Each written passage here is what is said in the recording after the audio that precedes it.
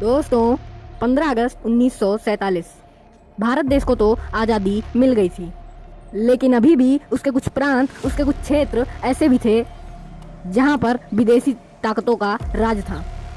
उस समय ब्रिटिश और फ्रेंच भारत तो छोड़ चुके थे, लेकिन पश्चिमी छोर पर बसे एक खूबसूरत क्षेत्र, जी हाँ दोस्तों, वो क्षेत्र है गोवा, दमन और दीव, जिस पर पुर्तगालियों ने अपना राज जमा लिया था। आज़ादी के लगभग 14 साल बाद तक पुर्तगालियों ने गोवा को नहीं छोड़ा और अब आ गया था वो समय जब इंडियन आर्मी को अपनी ताकत दिखानी थी। भारत ने पुर्तगाल को हथियार छोड़ने और सरेंडर का आखिरी अल्टीमेटम दे दिया, लेकिन पुर्तगालियों की सबसे बड़ी गलती कि उन्होंने इसे नेगलेक्ट कर दिया। पुर्तगाली आसानी से गोवा छोड़ने के मूड में नहीं थे, क्योंकि यह देश नाटो का सदस्य था और नाटो में भी यह ट्रीटी हुई थी कि अगर उसके किसी भी सदस्य पर हमला होता है तो सारे देश मिलकर उसे बचाएंगे।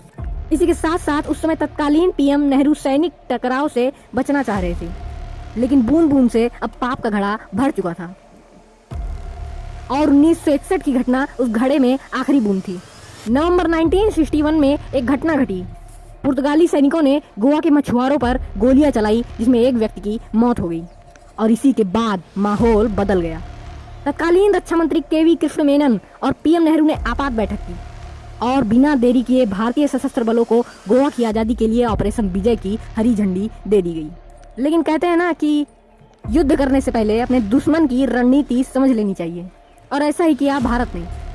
भारत का नौसेना ऑपरेशन चटनी शुरू किया गया।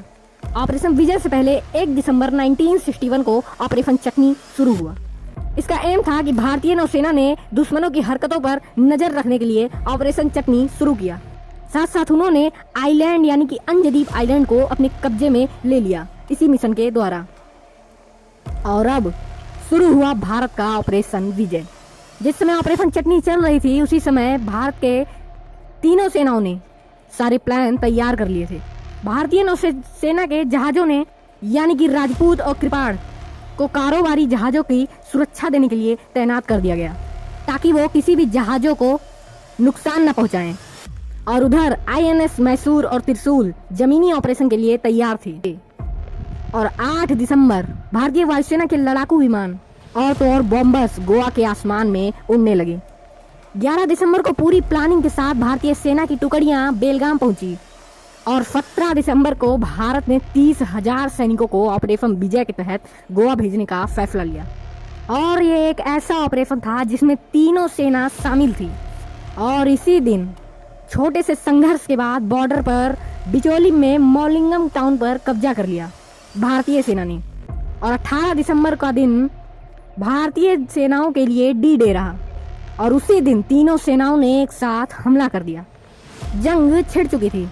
इंडियन आर्मी आगे बढ़ती ही जा रही थी, जिनका मकसद पणजी और मोरमू गोवा को अपने कब्जे में लेना था।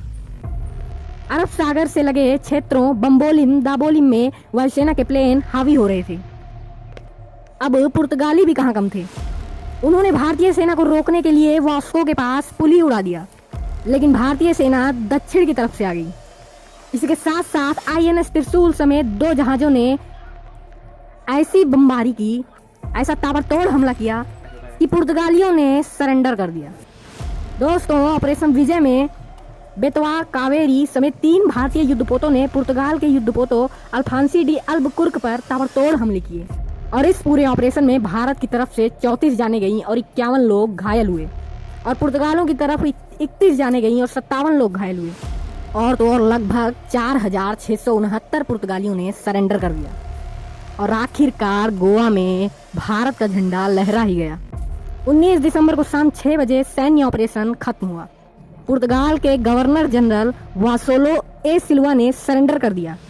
और दोस्तों, आज ही के दिन यानी कि 19 दिसंबर को हर साल गोवा मुक्ति दिवस यानी कि गोवा लिबरेशन डे मनाया जाता है, जो कि हम भारतीयों के लिए बहुत ही गर्व की बात है।